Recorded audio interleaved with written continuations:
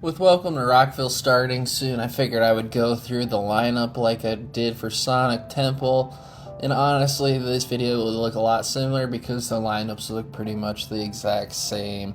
The only thing that is going to change is a couple of bands, and honestly, I don't know which lineup I like more. They're basically the same thing in different locations with different time slots. A couple different bands, like I said, but anyway, we'll get into it.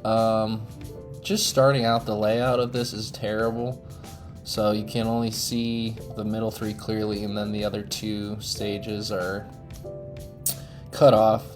But anyhow, let's get into it. So I don't know any of these starting bands. Frozen Soul, Saving Abel has early famous song, I feel like, but I can't think of it. But I would go see Frozen Soul, and then that one song by Saving Abel, Big Ass Truck, is on the bill as well, which are always fun. With Shadow and Intent, geez, this Thursday lineup is pretty stacked, just starting out. Usually the Thursday lineup isn't as great because it's the first day you're getting there, So, but this lineup is stacked. And then you have Finger 11 afterwards. Fit for a King, Crossfade has a couple one or two time hits. Theory of a Dead Man, always fun. Couple of songs, and then you have From Ashes to New, Trivium, and Guar. A lot of good bands on the docket for Thursday. Then you have Hailstorm. That's a new band, I feel like, different from Sonic Temple maybe. Arch Enemy as well, and then 3 Days Grace. We Came as Romans. Pretty much skip that set. Body Count. The Dillinger Escape Plan, Rob Zombie, Bullet, and Shinedown. Wow, what a Thursday. Thursday is pretty much stacked. So basically, I would start with Frozen Soul, Saving Abel, and Shadow of Intent. I would probably eat after that, and then go check out Fit for a King, Crossfade, Exodus, Theory of a Dead Man. Then I'd come all the way back from Ashes to New, Trivium, Guar, probably Hailstorm, and then Arch Enemy, 3 Days Grace, and then I'd probably eat in here, and then I'd have to go see Bullet, of course, and then Shinedown to close out the night. And that is just a crazy Thursday, for being honest. So getting into Friday now, we have, I don't know any of these bands. Bleed From Within I've seen. So Dorothy, oh, that's not who I thought it was. I think I would start with Bowling for Soup, just because they're fun. Scaring Kids, never heard of them. Miss May I, so Friday should have been Thursday, it looks like, because this one is lacking anything until later in the day. So yeah, Bowling for Soup is where I would start my day, and then The Devil Wears Prada, August Burns Red, Bush, never mind, Bush. Devil Wears Prada, into Bush. And then I'd probably Jimmy Eat World. I'd probably just eat, honestly, and then go watch Ginger.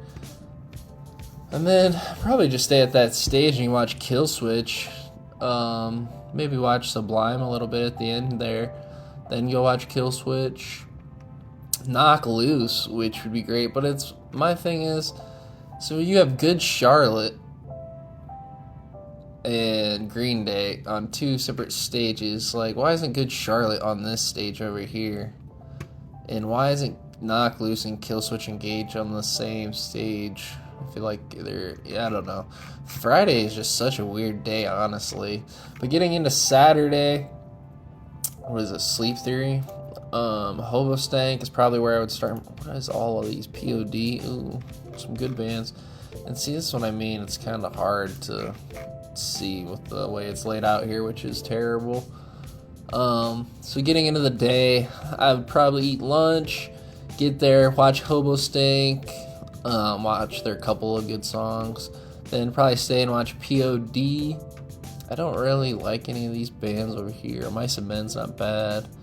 Brand of Sacrifice is not bad either. The Plot and You is probably where I would start. And then, this day's kind of lacking too. I feel like Thursday was just the best day so far. Then probably check out Beartooth, Attila, and then maybe I Prevail, then Acid Bath. And then I'd probably go watch Whitechapel, and then Mastodon and Linkin Park to finish out the day. But what a lacking day. I feel like there's like 5 good acts on Saturday in general. But Sunday, also, it's like, why are you having Linkin Park being after all these heavy bands, but then you have Incubus and Beartooth? It's like, I don't know. It's just the lineup is just weird the way they decided to make it lay out that way, I guess. So coming into the last day, again, I don't really know any of these bands. 200 Stab Wounds I've seen, Seven Dust, Fit for an Autopsy, Daughtry, like, take your pick. I'd probably just start with Daughtry because I haven't seen them, and then obviously Motionless in White, classic. Then Chevelle, Mudvayne. After that, I guess Marilyn Manson, Bad Omens, Korn. This lineup just, I would take Sonic Temple, obviously, just because I feel like this lineup is pretty lackluster outside of Thursday. Thursday has a lot of heavy hitters throughout the day. So you have 1, 2, 3, 4, 5, 6, 7. Like over 10 bands throughout the day that I'd want to see. And then you come into these other days and there's like 5.